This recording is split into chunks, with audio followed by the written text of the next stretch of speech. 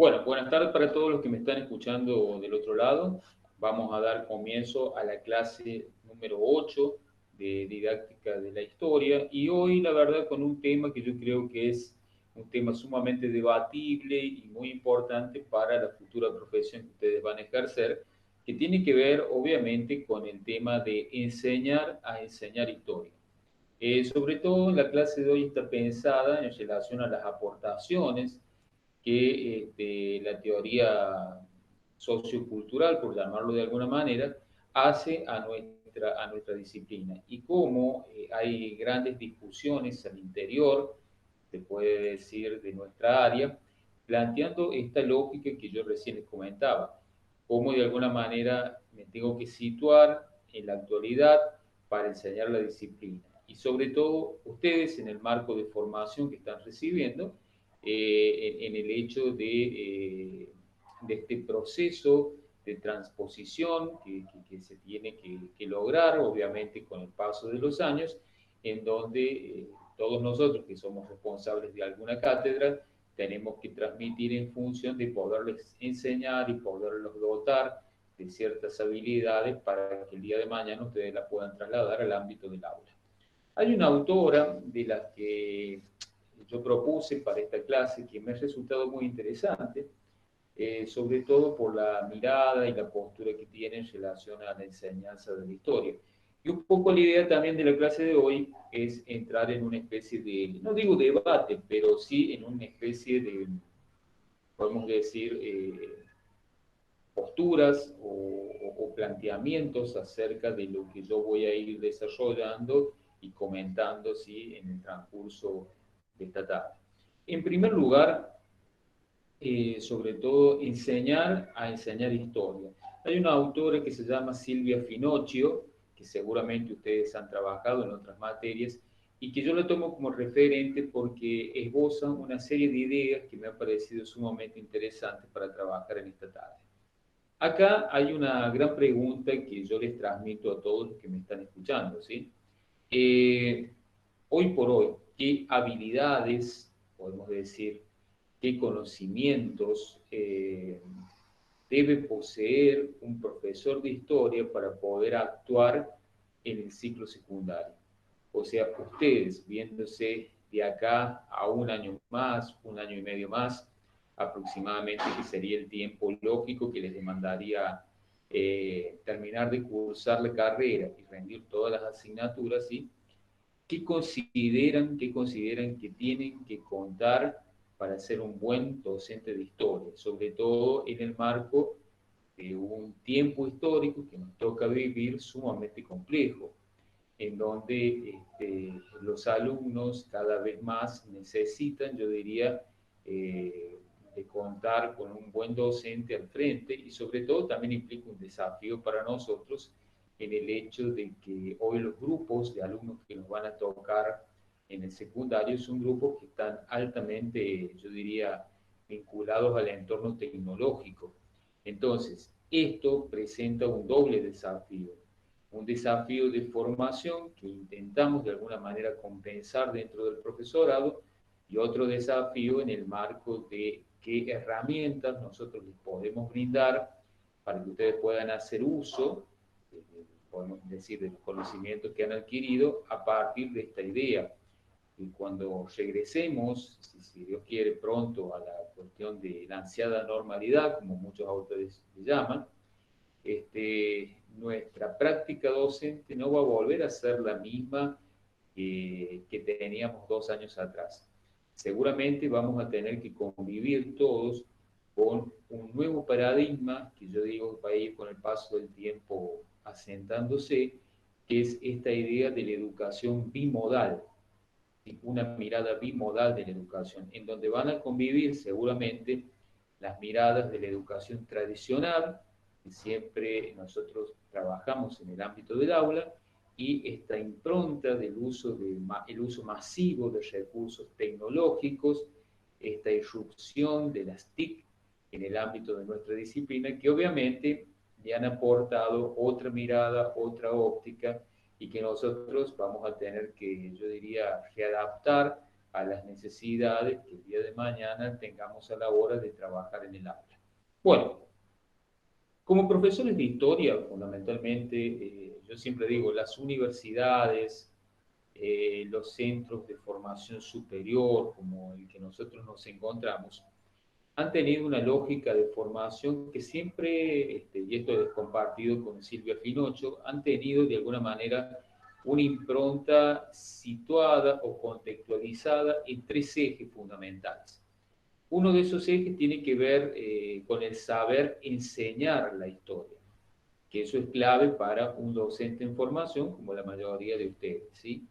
Otro eje tiene que ver fundamentalmente con la práctica, ¿sí? Con la práctica que ustedes como estudiantes van a llevar adelante. Y seguramente la parte más difícil, más compleja, porque los pone, yo diría, a prueba en un montón de cosas, la famosa residencia que llevan adelante los estudiantes. Todo este conjunto de elementos que yo recién les he mencionado, el conocimiento que hace al saber enseñar, transmitir lo que yo he aprendido, la práctica en la transmisión y el hecho de presentarme ante un grupo de alumnos en el marco de una residencia, nos dan a nosotros las pautas de que ese alumno del profesorado se encuentra o no en condiciones de poder dar ese salto cualitativo hacia lo que sería ya la futura profesión. Nos da la pauta de que realmente tiene las condiciones y la formación docente requerida para la enseñanza de nuestra disciplina. ¿Sí? Con esto no quiero decir lo siguiente, o sea, por ahí muchas veces los que hemos trabajado mucho tiempo en el ámbito del secundario, a veces con nuestros alumnos caíamos en esta lógica de hacerles ver que a lo mejor mi materia era la más importante de todas. Decir, bueno, a ver, acá en el secundario, la materia que ustedes tienen que preocupar y que no tienen que llevarse a rendir es historia. ¿Sí? Se ríe por ahí Paula. No tienen que llevarse a rendir historia porque si se llevan a rendir historia, no es que la vayan a pasar mal, pero les va a traer dolores de cabeza. Entonces, bueno, era como que marcábamos ciertas pautas al comienzo de una clase y eso generaba en cierta manera un poco de temor por parte de nuestros alumnos, más si ya el profesor tenía alguna trayectoria en determinado colegio, hacía que muchos dijeran, mira, trata de llevarte cualquier materia, no te lleves historia, porque realmente, como te dice el docente, te va a traer un dolor de cabeza y en otros casos decía, mira, si te la llevas no te la vas a sacar más, no te la vas a sacar más o te va a hacer estudiar un montón. Bueno, en cierto sentido, esto que yo siempre digo de que un docente le da más importancia a una materia que a otra es algo común que se ha generalizado en muchas de las instituciones, ¿sí? Esta idea de plantearle al comienzo del año de que una materia es más importante que otra es algo que los docentes utilizamos como muletilla, yo digo un poco para ganarnos al público, a los espectadores, a aquellos a los cuales iba dirigido nuestra atención, ¿sí? Y que no perdiéramos ese auditorio a lo largo de la cursada. No es más que eso. Pero bueno, ahora la idea sería transmitir a ustedes y que ustedes puedan como hacer una devolución de qué sienten a esta instancia ya de su profesorado que tienen y que de alguna manera van a poder aplicar el día de mañana en el aula y qué les falta todavía adquirir. ¿De qué cosas ustedes a esta instancia de la carrera han logrado apropiarse y qué cosas consideran que todavía les falta para poder actuar con seguridad el día de mañana en un aula? ¿Sí? Vamos a generar un debate, me gustaría escucharlos a todos. Así que el que se anime, abre el micrófono, si quiere abrir la cámara, lo puede hacer y vamos debatiendo. Para entrar también en esta idea del Fini Ocio y cómo hoy se ve y cómo se percibe a los docentes de nuestra área.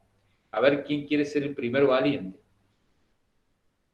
Recuerden que la materia más importante del profesorado es didáctica de la historia.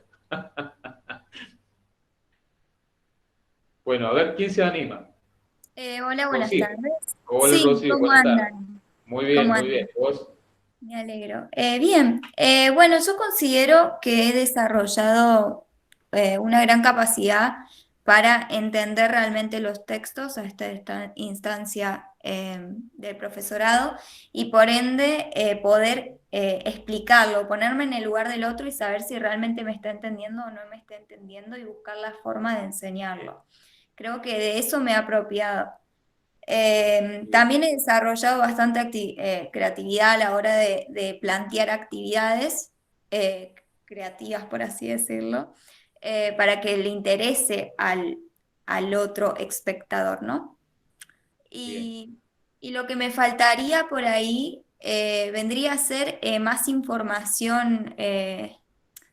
Como no tanto el tema pedagógico, sino más bien digamos, específico, materias específicas. Creo que como todavía no terminamos la carrera, por ahí me faltan ciertas cuestiones. Eso, a mi entender, es lo que pasa bien, conmigo. pero cuando vos hablas que te faltan ciertas cuestiones orientadas a qué, a un mayor conocimiento, podemos Claro, decir, exacto. de la historia o un mayor conocimiento vinculado a cómo enseñarla. No, más vinculado a la historia, Bien, más información histórica. bueno, genial, Rocío. Yo voy a ir tomando nota de lo que me van marcando, sí, después vamos a hacer como una especie de, de mirada integral de los aportes que ustedes han marcado, ¿sí? Buenísimo. ¿Quién quiere seguir? ¿Algún muchacho que quiera seguir?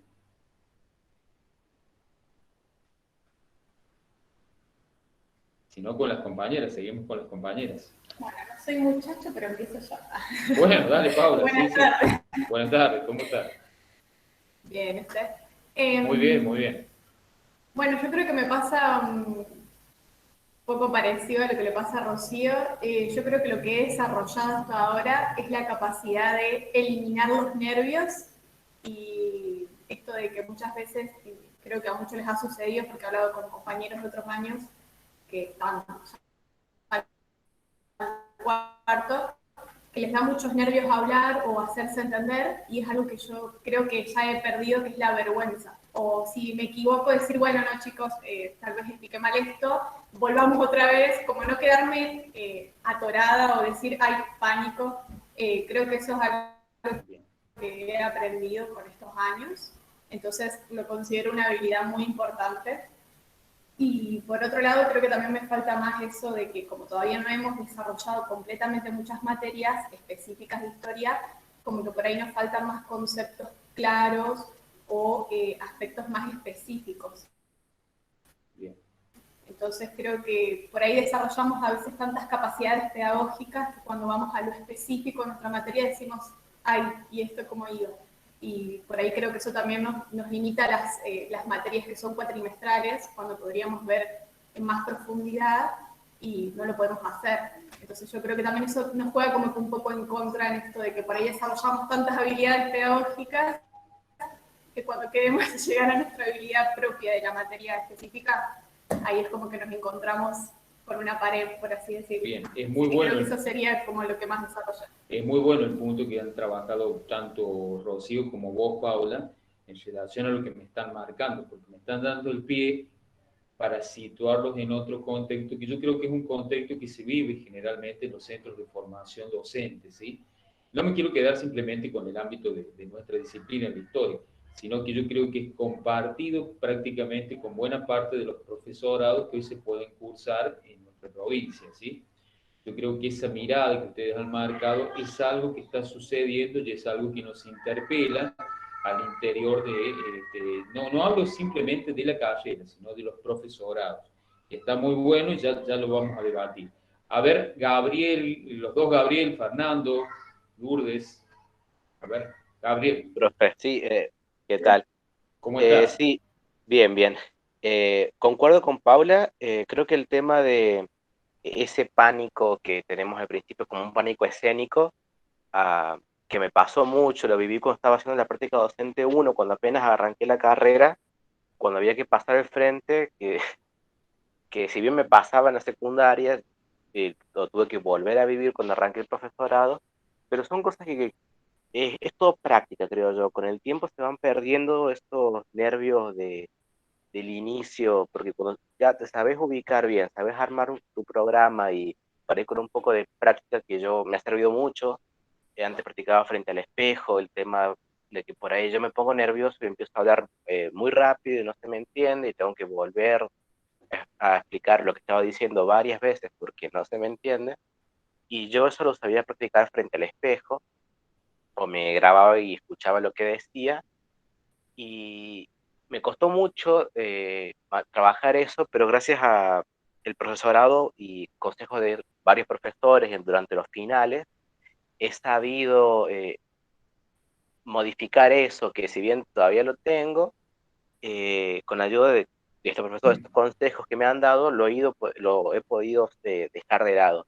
Yo creo que Bien. este año me ayudó en el sentido de poder hablar bien, el tema de estar con la virtualidad, porque sí, o sea, todos esperamos algún día volver a la presencialidad, a esa normalidad que teníamos antes, estar eh, frente al profesor o estar frente a alumnos en un aula, pero creo que el tema de la virtualidad va a ir cambiando radicalmente la forma en la que se dan las clases y puede que más adelante, si bien no estemos ya en un contexto de pandemia, todavía se sigan implementando de alguna forma u otra para ciertas cosas el ámbito de lo virtual.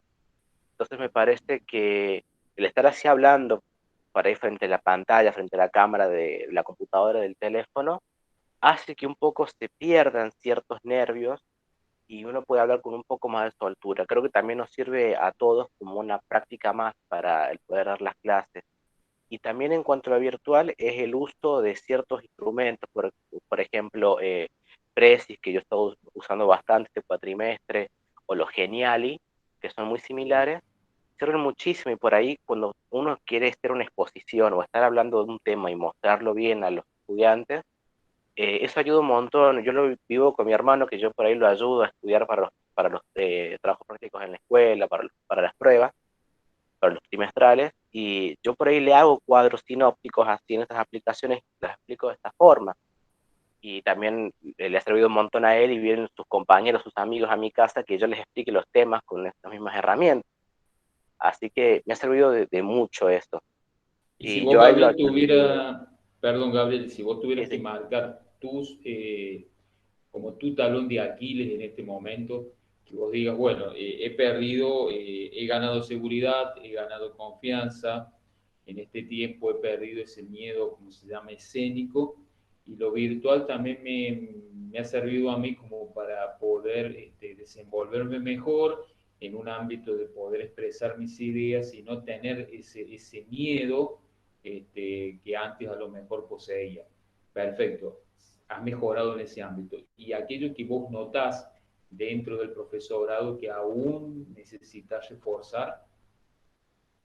Y me parece a mí que puede ser, uno es el uso del pizarrón, que tengo algo que yo no lo puedo usar el pizarrón, no me acostumbro. Soy mucho de Bien, explicarme con las manos, de gesticular, pero no me acostumbro a escribir en el pizarrón, a dibujar algo con flecha, ni siquiera con cartulinas. Creo que el tema de los recursos didácticos me cuesta bastante de utilizar. Y también es a la hora de armar las planificaciones que me cuesta porque me pongo a pensar qué tema sí, qué tema no, o este tema cómo, o si hago bien la transposición didáctica. Creo que son temas que todavía tengo que seguir trabajando, que por bien, mi cuenta me cuesta. Cuando he hecho trabajo sobre esto en grupo, ha salido cosas muy buenas, pero cuando lo quiero hacer solo, me nublo, me cuesta un perfecto. montón esta parte. Genial, genial está ahí. Gracias, Gabriel. Bueno, no sé los otros compañeros. Gabriel Dupré, dale, te escucho. Sí, bueno, no, yo creo que como la capacidad que más he desarrollado, que bueno, no creo que sea a partir del profesorado, ya la he tenido antes, le considero yo que es todo lo que tenga que ver con las explicaciones, con la capacidad de poder explicar, de, por ejemplo, como decía recién mi compañero sobre el pizarrón, me es fácil explicar con un pizarrón, me es fácil, capaz no tanto con un power, no tanto con tecnología, pero sí con los métodos más tradicionales, no me cuesta. Por ejemplo, también esa de esa actividad de generar preguntas que no quiero que se resuelvan, o sea, no quiero que sean preguntas que me contesten en el momento, sino que hagan pensar. Me gusta eso y cada vez que hablo con personas, debato temas, me gusta hacerlo y veo que en realidad eso también, como diría, ayuda a agrandar el tema, a debatirlo más. Creo que eso en el aula es bueno hacerlo también. Y Bien. como defecto, o sea, no sé si defecto, sino que algo que debo dar Sí, más importancia quizás a la parte práctica, a las actividades. No soy muy amigo de las actividades, yo y tampoco de hacerlas. Yo soy más de la idea de que con la explicación, hablando, debatiendo, aprendes más que haciendo actividades, por ejemplo, guía de preguntas y demás, o líneas de tiempo. Pero bueno, dependiendo también del tipo de alumno que se tenga, quizás estén más de acuerdo en hacer ese tipo de actividades prácticas que en la explicación, y quizás las explicaciones les aburren. Y bueno, eso es algo también que, como dije, puede ser algo bueno como algo malo, el desplayarse mucho cuando uno habla. eh, Creo que eso, básicamente. buenísimo, Gabriel, buenísimo. Buenísimo. Ahí yo voy tomando nota para hacer ese compendio final y ahí ir articulando algunas ideas a mí me resultan muy interesantes de lo que ustedes me están comentando. Vamos con Lourdes. A ver, Lourdes, Hola, profe. Buenas ¿cómo tardes. estás? Buenas tardes. Bien. Sí, o sea, en primer lugar, coincido con lo que plantearon en un principio Rocío y Paula, y me pasó más que nada el año pasado, que capaz que hice mucho capaz hincapié en las materias pedagógicas que obviamente sirvieron y tuvieron su parte buena, pero como que a veces dejé de lado la parte de, digamos, de ese saber científico, saber sabio, lo nuestro, y como que a veces noto, digo, como que hay partes que tengo que afilar un poco más o profundizar, que en cierto punto como que el tema de tantos trabajos capaz en las materias pedagógicas me han quitado ese espacio, digamos, de, no sé, de una lectura más profunda sobre los textos que vamos viendo, por ejemplo, en las materias de historia mundial, y recién tengo ese tiempo capaz en el momento en que me pongo a preparar el final, no durante el tiempo de la cursada. Y con el tema de, o sea, de las estrategias que he desarrollado, eh, o sea, con el tema de expresarme, creo que no tuve dificultad, digamos, en un principio. Y creo que ahora en la virtualidad o sea, lo que me ha parecido interesante es el tema de cómo, o sea, lo que preparamos, cómo puede tener, digamos, una durabilidad en el tiempo, en el sentido de que queda plasmado en algo, ya sea en cualquier recurso audiovisual. A mí o sea, lo que me ha gustado mucho es, por ejemplo, trabajar con analogías de imágenes para presentar X contenido o presentar X situación y hacer una analogía con, no sé, por ejemplo, alguna narración o una historia que sirva como punto de partida para desde ahí arrancar y de ahí poder presentar, digamos, algún, digamos, tema a enseñar. Buenísimo. Así que eso. Bueno, genial, Lourdes, genial, genial. Vamos con Fernando. Hola, profe, ¿cómo le va? ¿Cómo estás? Bueno, Muy bien, muy bien. bueno, me alegro. Yo también, concordando con los chicos, creo que hemos tenido un fuerte enfoque pedagógico, ¿no? Hasta lo que vamos del cursado. Yo, a diferencia por ahí de algunos de los comentarios de los chicos que creo ellos están cursando práctica 3, yo no estoy cursando práctica 3, así que por ahí yo no cuento con algunas experiencias que ellos ya han vivido, pero yo creo que hasta esta parte del profesorado, creo que las estrategias que ha adquirido son tan relacionados a la parte pedagógica, ¿no? Este nuevo paradigma del conocimiento, el constructivismo, ¿no? Me parece sumamente interesante esta función del docente como un creador de contenido, ¿no? De contenido a enseñar, y que tenemos que como esa idea de enseñar a aprender, ¿no? No tan rígido, no un conocimiento terminado, sino como un conocimiento más social. Creo que esos son por ahí las estrategias que más he desarrollado y creo que me parecen sumamente interesantes y es un poco también lo que me ha llevado a seguir en el profesorado, ¿no? Le encontré por ahí el rumbo, por ahí me pegué a eso, ¿no? Me pareció muy interesante. Pero bueno, eso. ¿Y tus limitaciones, Fernando? Si tuvieras que ¿Cómo? marcar si tuvieras que marcar alguna limitación que te Y está creo que sucediendo eso en este momento. creo que por ahí, como comentan los chicos, tener un poco más de conocimiento específico a este momento por ahí nos gustaría más, o sea, creo que puede presentarse como una limitación como lo presentan los chicos, porque está bueno siempre conocer, saber un poco más. En relación, creo que todos comenzamos el profesorado porque nos gusta algo la historia, ¿no? Nos gusta ese relato, y cuando entramos creemos que va a ser como mucho de eso, me parece. Pero cuando vamos empezando el camino se nos presentan las materias pedagógicas, y creo que también desde ahí hay un punto fuerte, ¿no? Hay una comunión fuerte entre las dos cosas, y por ahí podría ser un poco más equilibrado la balanza, pero me parece que eso podría ser alguna de las limitaciones. Creo que en la base de la virtualidad el instituto, el profesorado se presentó acorde, creo que cumplió, o sea, a pesar de todo el contexto, creo que pudimos mantener un buen nivel de conocimiento y de educación, ¿no? Bueno, genial, Fernando.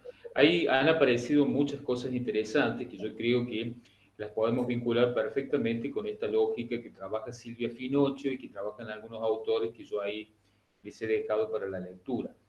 En primera instancia, o sea, los materiales que yo voy publicando clase a clase, no es que yo les haga, o mi intención sea que ustedes lean 5 autores diferentes de semana a semana, sino que yo les dejo aportes de materiales que hablan o que tratan una temática desde diferentes ópticas.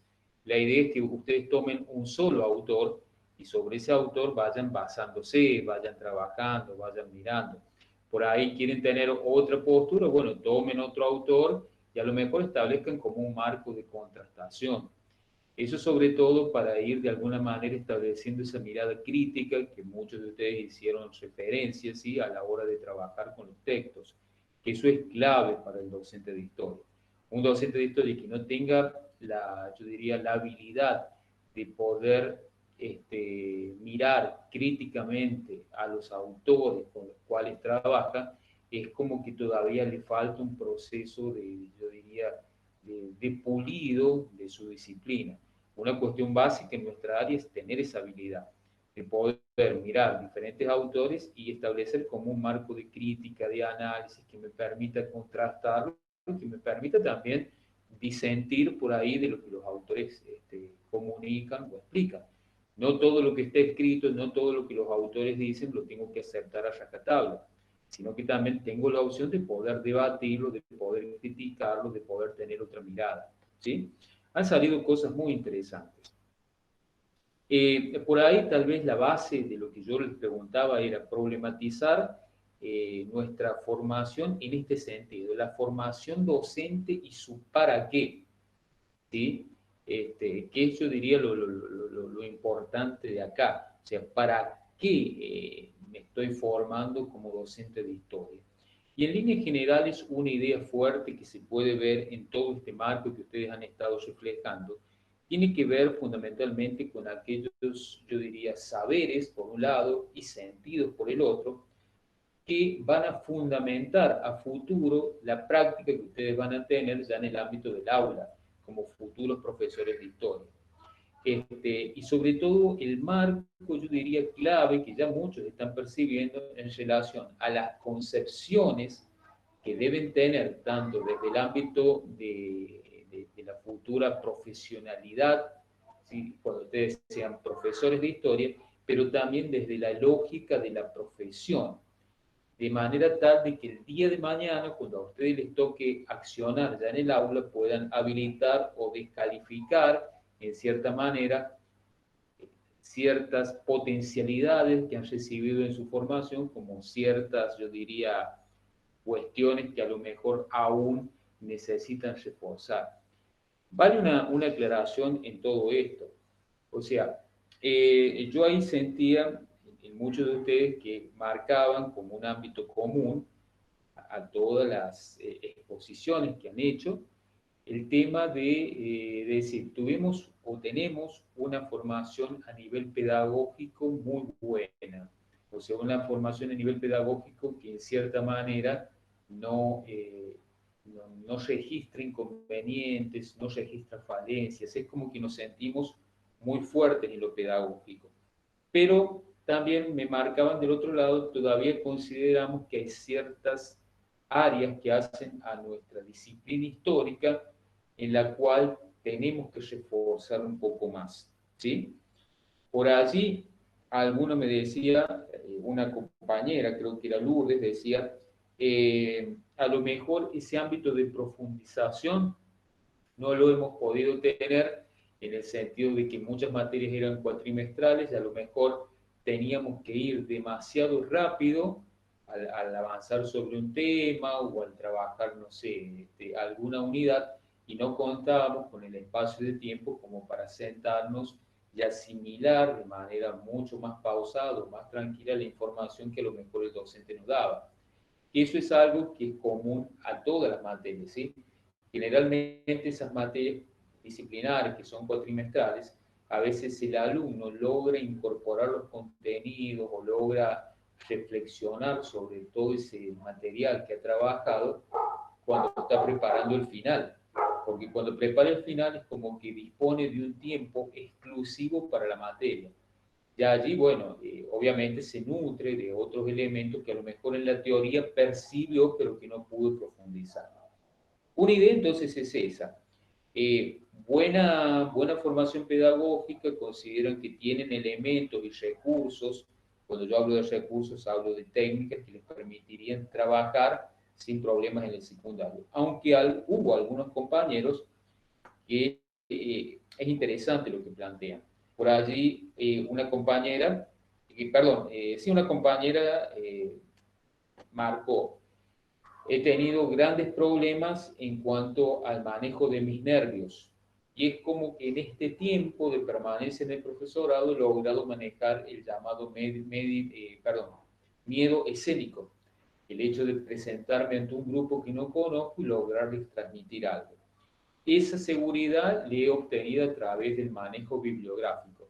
Yo hoy me sitúo con un autor, lo puedo leer, lo sé trabajar, que eso es común a todos ustedes, saben trabajar un autor, van a lo más importante que ese autor tiene para mostrarles, saben llevar adelante, no sé, a lo mejor técnicas de subrayado, saben extractar ideas principales, diferenciar ideas secundarias, tienen o han adquirido determinadas competencias, me gusta decir a mí, ya habilidades, y les permiten hoy por hoy encontrarse ya en un tercer año.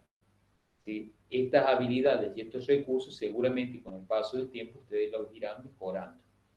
Esas son cuestiones que yo creo importantes en esta idea de razonar la tarea que ustedes a futuro van a desarrollar y en este marco en el cual estamos transitando de formación y de preparación del futuro docente.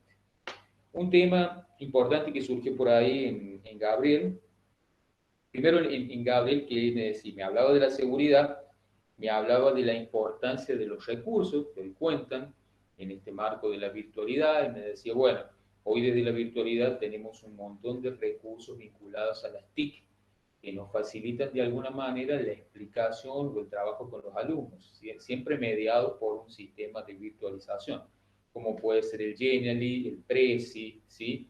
Hay otros programitas más que se suelen utilizar para trabajar y generar actividades con los alumnos. Por ahí, otro compañero, Gabriel Dupré, hacía relación a él se maneja muy bien desde la cuestión de la oralidad, el trabajo con el pizarrón, cosa que el otro compañero Gabriel dice, a mí me cuesta el manejo del recurso didáctico. A lo mejor con los programas no, pero trabajarlo desde un marco más tradicional me implica dificultades.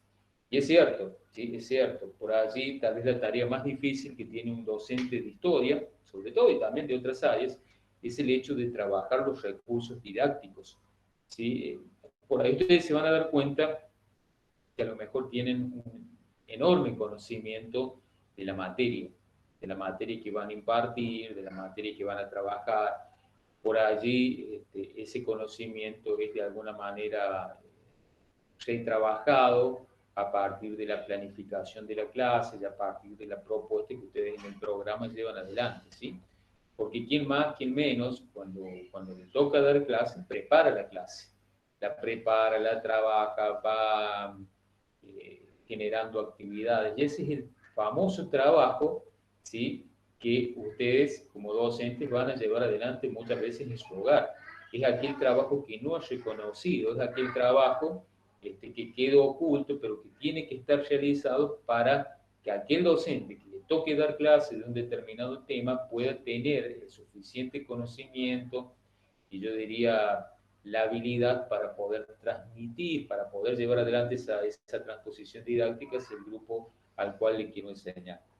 Eso es importante. Por otro lado, uno de los Gabriel hacía mención a que dice, yo entré, pero ya cuando llegué al profesorado tenía en realidad un buen manejo de la oralidad, no tenía problemas con la oralidad, sé trabajar bien el pizarrón, por allí entiendo que a lo mejor en el trabajo áulico se deben generar preguntas y llevar adelante cuestiones prácticas, que él decía, a mí no me llaman mucho la atención. Es cierto, hay muchos docentes que no les llaman por ahí la atención generar actividades para trabajar con chicos, pero lamentablemente en el secundario, hoy por hoy se siguen, yo diría, las metodologías vinculadas a las perspectivas constructivistas, ¿sí? El hecho de poder construir el conocimiento en conjunto con tus alumnos. Entonces, a partir de ahí, el docente va generando como una serie de propuestas para verificar si efectivamente el conocimiento que transmite es un conocimiento que el alumno puede asimilar. Y la única forma de que tenés a lo mejor de comprobarlo es generando actividades.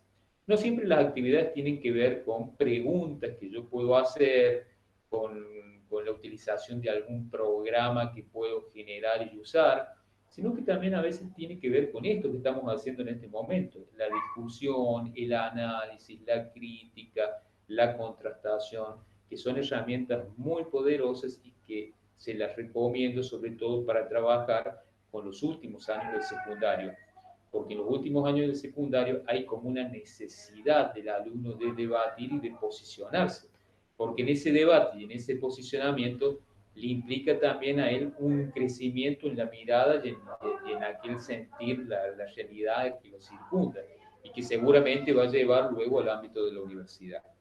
Yo les comentaba al comienzo de mi clase que seguramente cuando pasemos esta instancia de pandemia, que ojalá sea rápido, nuestro trabajo va a cambiar significativamente.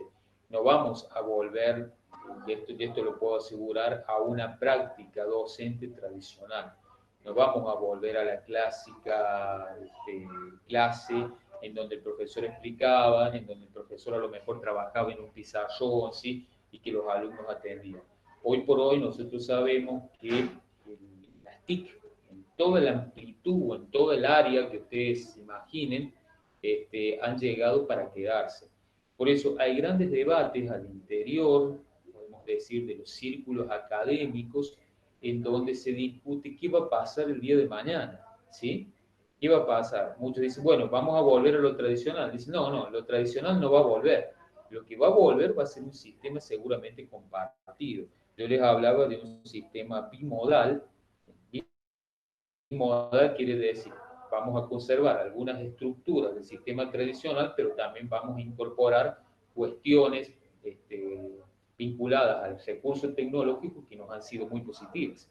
A mí, por ejemplo, que yo me traslado y que trabajo en muchos lugares, ¿sí?, en la universidad, y por ahí tengo alumnos de los profesorados que viven en pequeños pueblos del interior de la provincia o en provincias vecinas, el sistema de consultas a través del MIT me ha resultado sumamente beneficioso, porque de repente en un tiempo determinado, en un espacio virtual, alumnos que están separados a distancias enormes pueden establecer un diálogo y pueden por allí consultar sobre determinadas, no sé, cuestiones teóricas que a lo mejor no entendieron, ¿sí? Y lo mismo se da para el marco de los exámenes.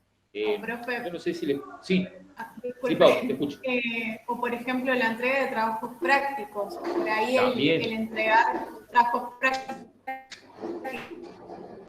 sí, en papel guía, por ejemplo, al docente el proceso o esas cuestiones que la virtualidad lo permite. Por ejemplo, en Docs, el profesor se da cuenta si copió y pegó, si buscó información Sí, en totalmente, otro Paula. lado, como que eso también Totalmente. está muy Y bueno. eso, mira, fíjate vos que has tocado un punto que yo creo que es clave también, que es un punto que tendremos en algún momento que debatir al interior del profesorado. En todos los institutos de formación y en las universidades, nosotros en este momento estamos trabajando con plataformas interactivas, ¿sí? Una plataforma que se usa en las universidades, por ejemplo, en la Universidad en los BIME de Villa Mercedes, es la plataforma Moodle. La plataforma Moodle, ya hay una plataforma que tienen los institutos de formación docente a nivel nacional y nos permite hacer un montón de cosas que el Classroom no nos habilita en el tema de entrega de trabajos, en el tema de foros. Hay como una, ¿cómo te podría decir? Una vinculación mucho más amigable que a lo mejor este recurso que nos da el Classroom. Es más, se pueden rendir parciales online a través de la plataforma, una vez que terminaste el parcial, automáticamente te da los resultados, este, se puede llevar un registro más pormenorizado de las actividades que ha llevado adelante el alumno. Entonces, hay recursos, hay un montón de recursos que se han puesto en marcha, que se están trabajando, que se están mejorando y que en algún momento nosotros aplicaremos dentro del instituto, calculo. Pero bueno, vuelvo a lo mismo. Hoy por hoy, nosotros estamos en el marco de un nuevo tiempo que a ustedes los tiene como protagonistas, ¿sí? El día de mañana que tengan que salir a dar clase, ustedes van a convivir con un sistema bimodal, en donde esto que han vivido ahora lo van a tener que aplicar y lo van a tener que reforzar, pero también con las prácticas más tradicionales, ¿sí? Y algo que me quedé, que muchos marcaron, por no decirlo todos, el hecho, tenemos buena formación pedagógica, pero nos falta todavía un poco más de formación disciplinar en materias específicas. ¿Y saben por qué pasa eso? Y que yo del otro lado digo, está bien, la formación disciplinar la van a compensar, pero lo mejor cuando terminen, ustedes van a sentir esa sensación que les falta más, como yo diría, más pimienta y sal en lo que es nuestro conocimiento como docentes de historia. ¿Y saben por qué es eso, chicos? Porque ustedes se están formando para el trabajo en el aula. Ustedes lo que tienen que saber es tener un conocimiento bueno a nivel disciplinar, pero ese conocimiento sobre todo lo tienen que saber transmitir, lo tienen que saber llevar al alumno. Entonces, su profesorado no es un profesorado pensado o no es una carrera pensada para lo académico, pensada para la investigación, ¿sí? Entonces, esa es la gran diferencia que por ahí tienen, por ejemplo, un profesorado con una licenciatura universitaria en historia, ¿sí? Que a los licenciados universitarios en historia se los forma exclusivamente para el ámbito académico y el ámbito de la investigación. ¿Se entiende? En cambio, su formación tiene que ser una formación más orientada a la enseñanza. Es una formación que se orienta a aplicar el conocimiento que ustedes tienen al ámbito del aula. Por eso sienten, y está muy bien lo que perciben, de que su formación pedagógica es como que está muchísimo más fuerte que a lo mejor el conocimiento que ustedes tienen en ramas específicas de su disciplina. ¿Se entiende?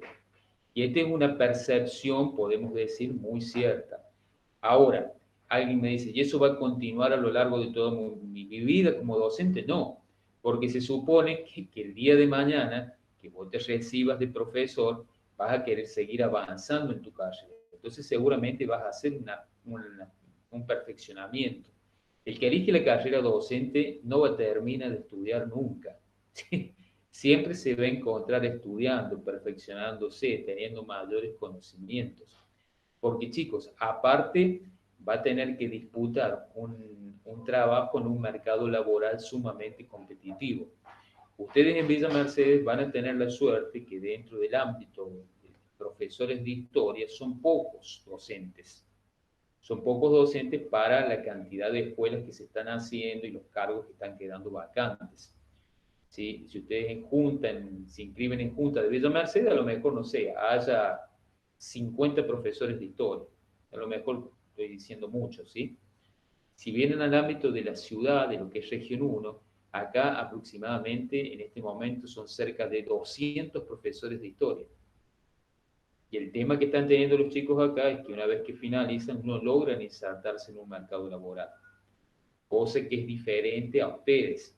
Ustedes el día de mañana que terminen, no digo que ya van a conseguir el trabajo, pero tienen como un margen mucho más amplio de poder en el corto plazo conseguir horas y poder ya empezar a trabajar en el ámbito docente. Entonces son dos realidades que hoy por hoy se están viviendo y se están percibiendo y que de alguna manera también lleva a replantearse esta idea. Los profesorados están formando profesionales para la enseñanza, para el ámbito del secundario, para el trabajo con los alumnos de ese nivel. Por eso es tan fuerte la formación pedagógica que tienen. La mirada pedagógica y el hecho de saber transmitir es prioridad en ustedes.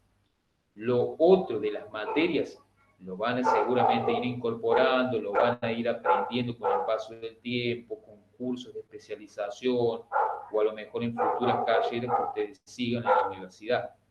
Van a profundizar a lo mejor en ese campo. Pero la prioridad de los institutos es esa, es formarlos fuertemente en el ámbito pedagógico, cosa que se discute con las universidades.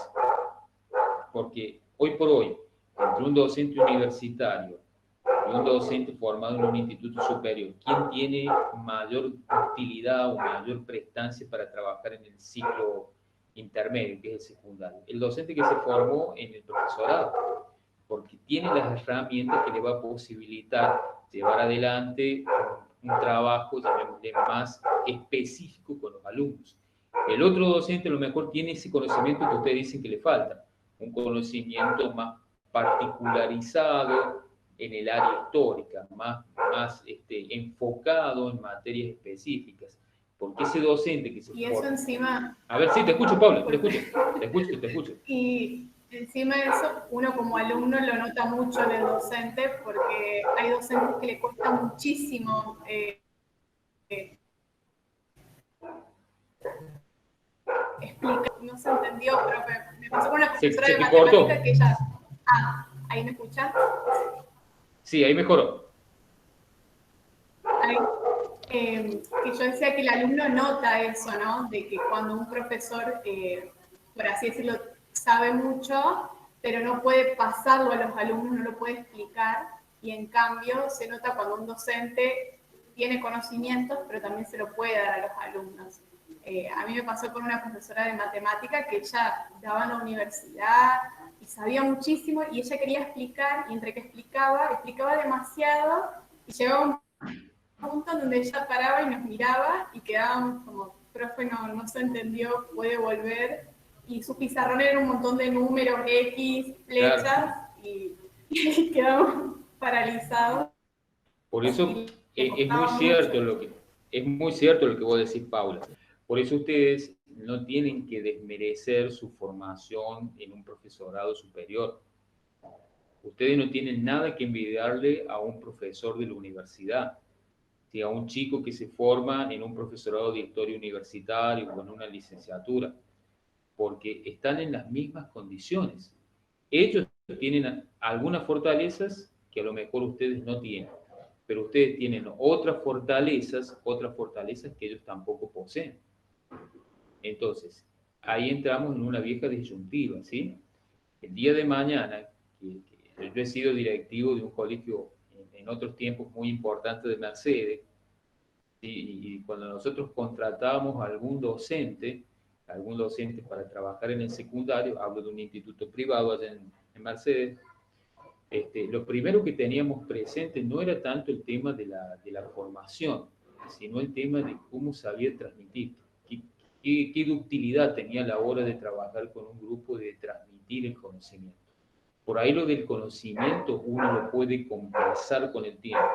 Te sentas a estudiar, haces un curso de capacitación para tener algunos elementos conceptuales un poco más fuertes, ¿sí? Pero si vos no sabes enseñar, El hecho de saber enseñar es algo que uno va aprendiendo a medida que va transitando la carrera y a medida que vas asimilando cuestiones que tienen que ver con lo pedagógico. Eso, un alumno de la universidad muchas veces no lo logra conseguir. Por eso, ustedes se van a dar cuenta de grandes profesores universitarios que tienen dentro de lo disciplinar conocimientos impresionantes, pero como decía Paula, a la hora de sentar y poder transmitir aquello que aprendieron, no lo logran hacer, no logran llevar adelante esta idea que yo hablaba en la clase pasada de la transposición didáctica, de ese conocimiento o ese saber sabio a un saber enseñado, y de un saber enseñado a un saber transmitido.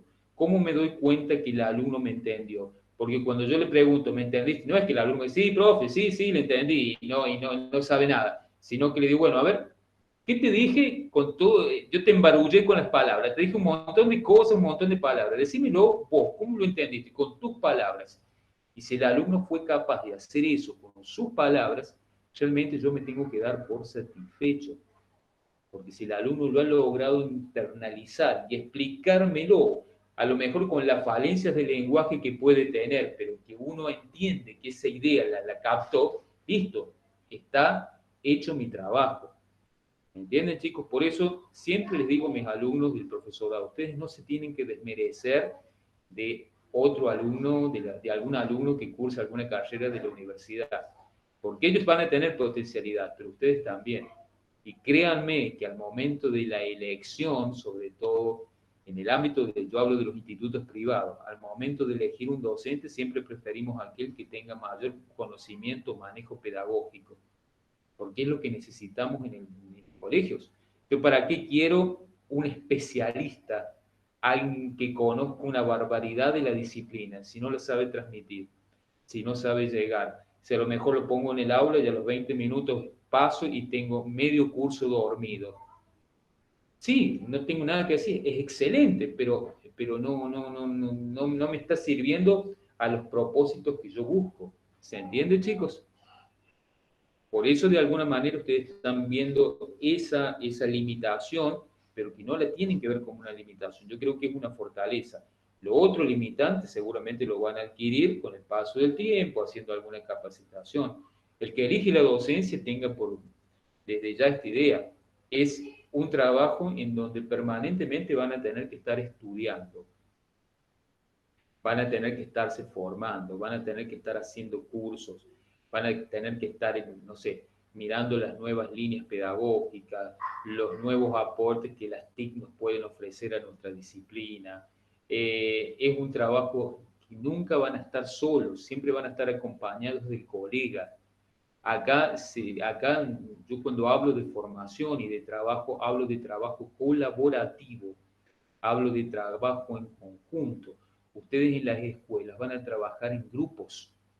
Cuando armen un programa, no va a ser un programa que yo diseñé y no me importa lo que haga mi compañero, no. Van a ser trabajos o programas hechos en conjunto, donde también van a tener que convivir con miradas particulares de otros compañeros, que a lo mejor pueden ser similares a las suyas o no.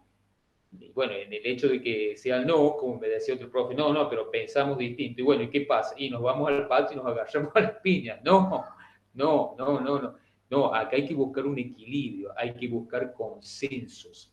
Hay que buscar consensos para tratar medianamente de establecer acuerdos y que ese programa tenga los elementos que nos requieren del ministerio, que se articulan con los diseños curriculares y sobre todo pensar también en la lógica formativa que tiene la institución. Porque esa es otra cuestión que tienen que tener en claro los docentes que se forman. Yo, si tengo que desempeñarme como profesor de historia en el colegio Agustín Mercado, en Industrial de Villa Mercedes, ¿sí? La formación de un alumno en historia en ese colegio es totalmente diferente, o por lo menos necesita otros elementos que la formación de un chico que estudia en un colegio con una salida más orientada a lo económico, o un colegio que tiene más una salida vinculada a cuestiones que tienen que ver con la química o con la biología. ¿Se entiende? Entonces, eso también el docente tiene que saberlo percibir. tiene que saberlo percibir y tiene que saber adaptarse a la realidad, al entorno y a la situación en la cual va a ejercer la docencia. ¿Sí? Bueno, no sé, yo por ahí hablé mucho, a ver qué me dicen del otro lado. Comparten, no comparten. Por ahí dice, profe, la verdad que me estoy durmiendo. A ver, bueno, despertemos y vayamos a un debate crítico. Que me gusta mucho hacer esto con ustedes porque también son instancias para compartir y empezar a conocerlos, ¿sí? Aprovechando hoy que están todos, porque en las clases pasadas he tenido muy poca asistencia. Entonces, hoy que están todos, bueno, vayamos aprovechando y también me interesa que me comenten cómo van viviendo la materia, si les gustan los materiales, si están viendo las clases, si sacan algún provecho, si por ahí soy muy cansador o reiterativo en algunas cuestiones. Todo eso también a mí me sirve para ir mejorando. Porque como dije al principio, yo no me las sé todas. No me las sé, a pesar que ya tengo más de 20 años de docente, no me las sé todas. Y permanentemente voy aprendiendo. Y más aún en el marco de la situación que vivimos. He tenido que aprender un montón de cosas y en esa experiencia mínima intentar transmitir lo que pude haber entendido, aprendido a aquellos futuros docentes que están en este momento en este ámbito de formación. Bueno, a ver, ¿quién quiere opinar? Abro el debate y vamos opinando acerca de esto. Quien se anime, habilite el micrófono, la cámara y vamos comentando. Sí, Gabriel. Profe, con relación a lo que dice usted de que sí, se hace como una especie de comparación a, digamos, el nivel de historia que se da en diferentes escuelas. Por ejemplo, yo fui a la escuela de la Ribera, la EPA 10, ¿Sí? y yo tuve únicamente ciencias sociales de primero hasta tercer año. Después tuve historia únicamente de cuarto a quinto. Y comparando los temas, yo con mi primo, que también estudia profesorado, él hace profesorado de lengua y literatura en el IFES, charlamos mucho de cómo era mi materia de lengua y cómo era su materia de historia. Y eran temas totalmente diferentes. Él vio temas más avanzados en historia que yo ni siquiera llegué a tocar porque el profesor se limitaba únicamente, más que nada, a un poco de historia de Argentina y vimos un poco de historia de San Luis y casi todo muy por encima de historia de, entre comillas, universal. Y yo había visto cosas que él no había visto en materia de lengua o a lo mejor que él estaba más avanzado en lengua que yo. ¿Y qué pasa? Era porque, digamos, el nivel de mi escuela se basa únicamente en materias de lo básico. Si bien el título es diseño, arte y comunicaciones, tuve matemática, física y química también, pero súper básicas, y él iba a la escuela de ATE, que es técnica, y salen ahí recibidos de técnicos químicos. Obviamente su formación en ese tipo de materias es mucho más avanzada que la mía, pero si bien, como dice usted, que son escuelas como la industrial, por ejemplo, que tienen un tipo de formación en base a la historia radicalmente diferente a una escuela como, digamos, en la división humanística de la normal, él acá estaba mucho más avanzado en temas de historia y los temas que él veía eran mucho más interesantes que lo que me tocaban a mí en la escuela. Creo que es como una de las primeras gran comparación que pude hacer cuando recién arrancamos los dos el profesorado. Exactamente, ya ahí has tocado un tema clave, Gabriel. Si la tomás a Silvio Finocho cuando habla de enseñar la historia, esto que vos has percibido es lo que ella llama, eh, son los argumentos que ella establece a la hora de pensar al docente y la escuela. Ella dice que en este marco de docente y escuela hay que repensar de alguna manera los conceptos pedagógicos. Ella habla de una vuelta a la redefinición de los mismos. ¿Por qué redefinirlos? Porque habla de que aparecen determinados supuestos y esos supuestos que se dan al interior de las instituciones muchas veces tienen raíces históricas y políticas que también están definidas al interior de cada escuela, ¿sí? Es por eso que ella dice, lo importante es pensar argumentos para poder llegar a trabajar en diferentes lugares en los que a mí me toque, ¿sí? Ella habla de un concepto que a mí me pareció interesante y particular a la vez, que tiene que ver con esta idea de alquimia. ¿Saben lo que es la alquimia? Sí. ¿Sí? La alquimia, ese proceso de vincular compuestos químicos intentando lograr, no sé, este, algún elemento clave para curar determinada dolencia en el pasado. Convertir el plomo en oro. Exactamente, ahí iba, ¿sí? La idea de convertir oro en plomo, que era como lo que buscaban los grandes alquimistas, ¿sí? Lograr esa conversión de que de alguna manera los iba a convertir en ricos de la noche a la mañana. Y también la Claro, profe, alquimia, sí, en no, relación a algo con esto. con lo que quería cerrar la idea también es que, ¿qué pasa? Yo después supe que mi profesor de historia, que en su momento fue el único profesor hasta que yo estuve en quinto, que entró otra profesora, él no tenía título de profesor de historia, sino que él era comunicador Ah, social. Y claro, yo después hablando con mi primo, su profesora de historia sí era recibida de profesora de historia claro. en San Luis.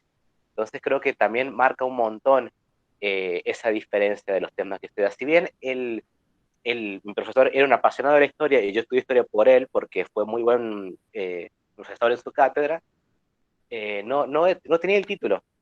Y ahora yo entiendo cómo marca esto la diferencia entre cuando una persona que no está recibida de docente dan materia, por ejemplo, yo me topé con un montón de ingenieros que daban clases de matemáticas, con profesores, y no tienen el título de profesor.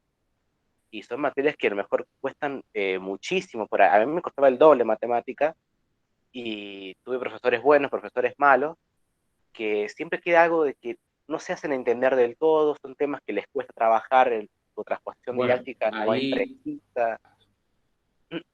ahí, Gabriel, mira, has tocado un gran debate que ustedes van a vivir cuando les toque salir al mercado laboral y pelear algunas horas para entrar al sistema. El tema de la pertinencia de los títulos, y que a mí me ha representado también a lo largo de mi carrera. Yo he sido docente más de 15 años en el secundario. eh, Me ha representado, como les decía, discusiones con algunos profesionales de áreas vinculadas al derecho, vinculadas a la economía, vinculados a la comunicación, que a veces estaban dando materias relacionadas al área histórica, ¿sí?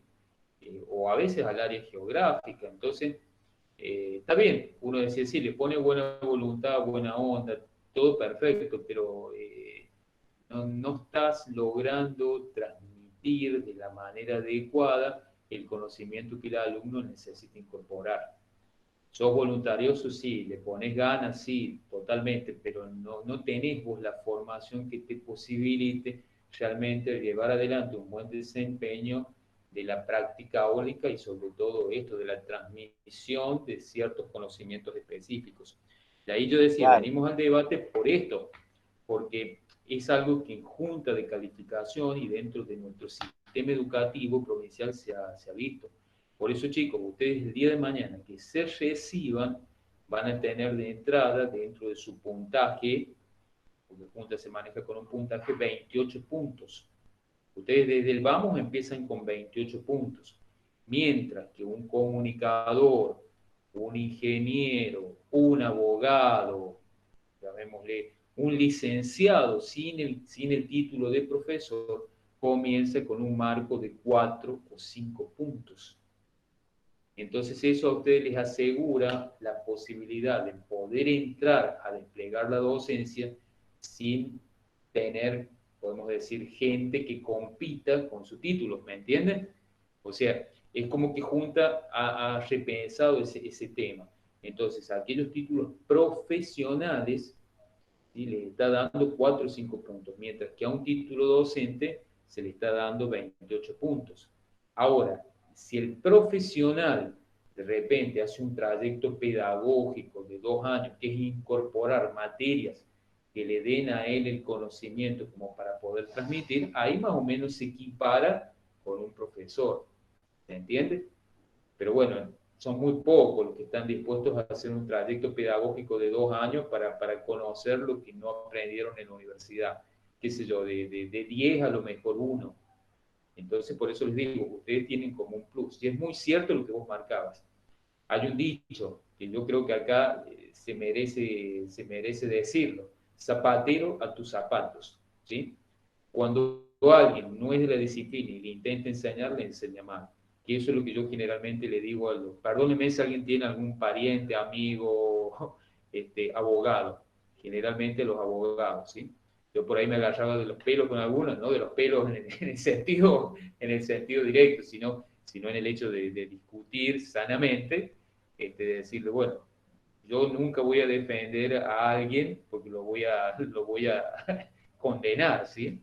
Y en el hecho de la enseñanza, lo que vos transmitís no es correcto. Entonces estás transmitiendo un saber que cuando el alumno pasa al curso siguiente se muestran pero grandísimas falencias, que al profesor que lo toma y que verdaderamente es de la disciplina le cuesta un montón poder compensar. Pero bueno, van a ser cuestiones que ustedes van a sufrir, van a vivir en el ámbito de la profesionalidad de nuestro trabajo, ¿sí? Y que de alguna manera, chicos, esto que yo estoy marcándoles, les va a permitir a ustedes generar como cierta identidad y cultura docente, ¿sí? Porque solamente aquellos que trabajan en la docencia conocen la cocina de estos temas y nos da como un sentido de pertenencia y de identidad a una profesión, ¿sí? De la cual vamos a formar parte el día de mañana. ¿Sí? ¿Vamos hasta ahí? Bueno, ¿alguien más quiere preguntar algo o comentar algo en relación a lo que estaba diciendo? Y si vamos, miren, a Silvia Finocho, ella hace como un análisis del tema de la formación de los docentes de historia a comienzos del siglo XX. Ella decía, por lo menos hasta la década de 1920, se generó como una educación, ella habla de una educación mezcla o mezclada, en la idea de un humanismo más de carácter científico, que tenía que ver muchas veces con la mirada positivista existente a fines del siglo XIX y que perduró hasta las primeras décadas del siglo XX, en donde la historia de alguna manera busca desarrollar, podemos decir, un estatus epistemológico científico, ¿sí? En donde la educación no abandona la cuestión pedagógica relacionada a las humanidades, pero a ver, quiere ver también como una transformación en la formación de los sujetos, porque necesita homogenizar a la población. Por eso yo he hablado con ustedes al comienzo de año de que muchas veces el proyecto político educativo, sobre todo que se aplica a fines del siglo XIX y que continúa durante las primeras décadas del siglo XX, tenía como finalidad homogenizar a la población, hacer un sentimiento, generar un sentimiento de nacionalidad, intentar formar a nuestros jóvenes en valores, ¿sí? Para lo cual esas virtudes clásicas que la historia de alguna manera remarcaba eran muy necesarias, sobre todo en ese sentimiento o en ese sentir de nacionalidad que el Estado intentaba desarrollar en ese momento. Esta situación comienza, como decía Finocho, a modificarse sustancialmente ya a mediados del siglo XX, ¿sí? A mediados del siglo XX, hablamos de 1955, dice ella, pero yo me situaría más a partir de la década del 60 en adelante. Se puede decir que la carrera del profesorado de historia hay que pensarla en otros términos, ¿sí? En un término más vinculado a la cuestión de las humanidades y la formación general, que ahí yo establecería como una combinación. Y de ahí, ya de la década del 60 en adelante, surge esta lógica de trabajo que se traslada al ámbito del secundario y al ámbito de los programas y los diseños curriculares, que tienen que ver con la división de la historia, como la podemos ver hasta el día de hoy, en etapas, ¿sí? Para entenderla mejor y poder llevar adelante un proceso de explicación más fundamentado, que tiene que ver con esta división en historia antigua, medieval, moderna, contemporánea, y también con esta idea de situar a la historia en contextos geográficos específicos, ¿sí? Por ejemplo, no sé, en el ámbito de nuestro país, en el ámbito de América, o también en el ámbito mundial. Y bueno, en ese tiempo de la década del 60 en adelante, nuestra disciplina, de alguna manera potenciada por las miradas historiográficas que desarrolla la famosa escuela de análisis francesa, ¿sí? Y que va como profundizando y va reelaborando, también empieza a generar modelos de de enseñanza que son en alguna manera cuestionados, ¿sí? Sobre todo en el ámbito técnico, por el hecho de, yo diría, del trabajo sobre todo documental.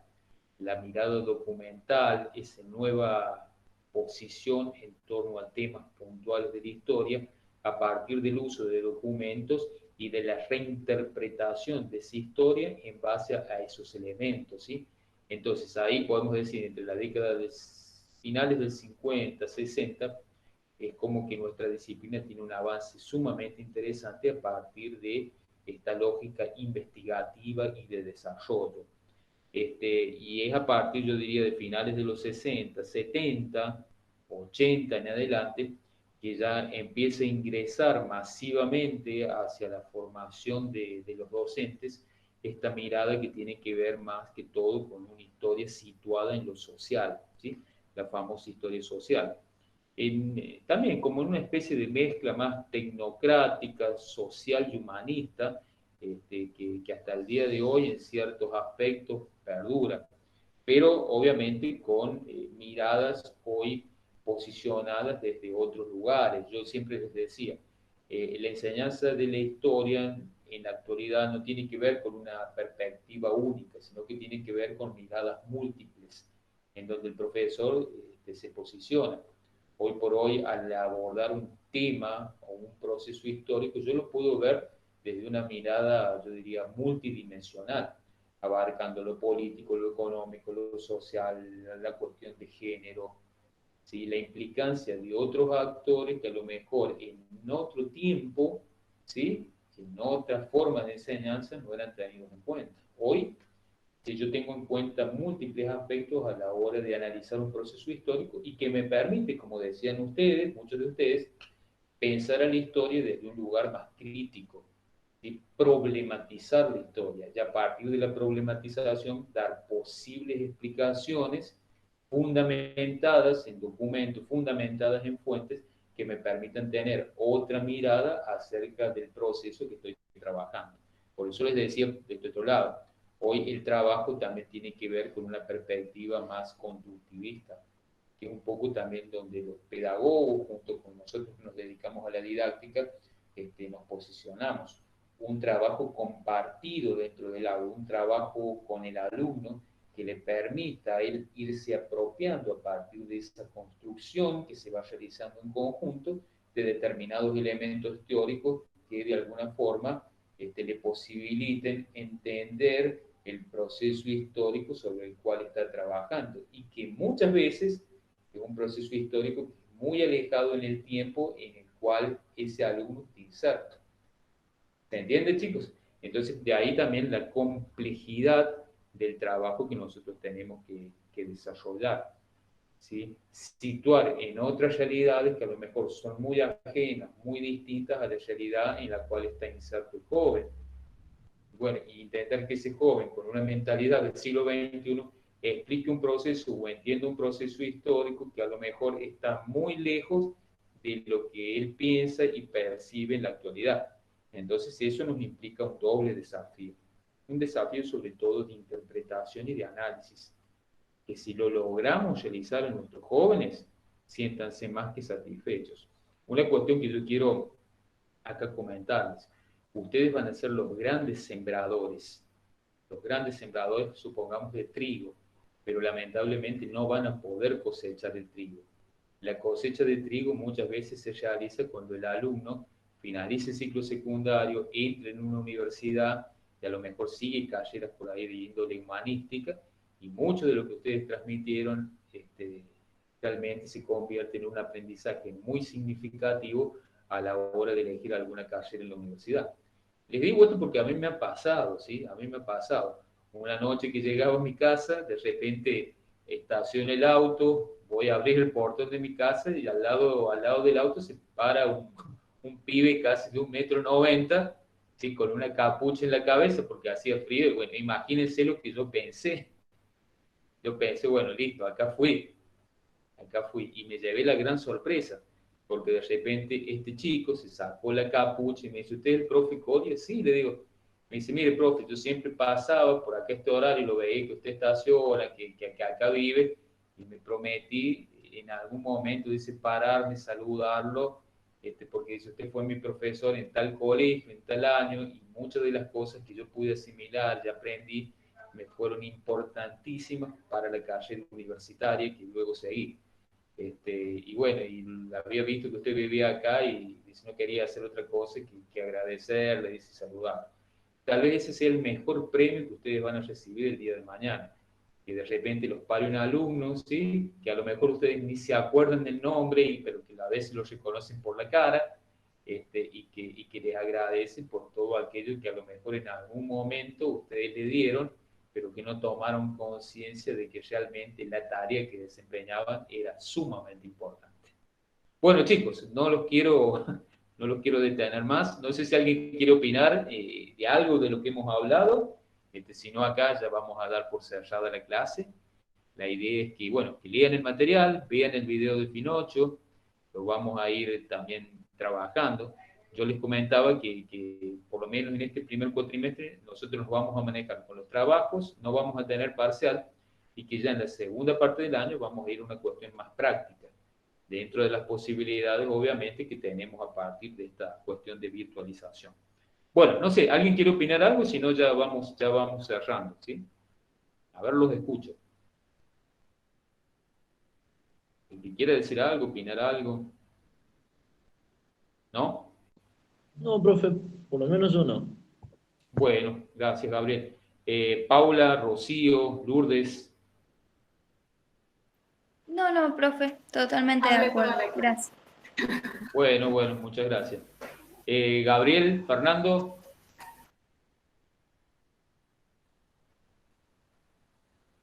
¿No? No, profe, por mi parte no.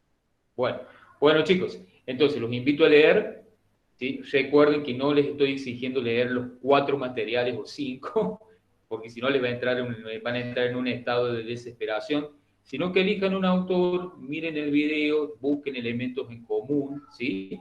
Que es un poco la lógica. Yo les doy varios autores para que ustedes tengan a lo mejor más elementos conceptuales al hablar o al trabajar un tema. Pero bueno, la elección también depende mucho de ustedes y de la apropiación que puedan hacer de ese autor, o que a veces, a mí me pasa, que a veces determinados autores me resultan más simpáticos que otros, o las miradas que tienen son a lo mejor más entendibles, y bueno, y a veces me oriento más a determinadas lecturas. Por eso yo les hablaba de la importancia de ese proceso de selección que ya ustedes en esta instancia tienen que empezar a tener. Bueno, chicos, no los demoro más. Acá damos ya por cerrada la clase de hoy lunes. Les dejo un saludo inmenso a todos. Que tengan una excelente semana. A cuidarse porque estamos en una etapa crítica. Que no les dé el tema que se habla de que hay vacunación masiva, una falsa seguridad, porque no es tal. Así que hay que seguir extremando las medidas de precaución un tiempo más hasta que pase toda esta gran oleada que lamentablemente está impactando tan fuerte en Argentina y especialmente en nuestra provincia. Bueno, chicos, un saludo inmenso a todos, que tengan una excelente semana. Chao. Gracias, profe, igualmente. Gracias, nos vemos, chicos. Chao. Chao, profe. Chao, nos vemos.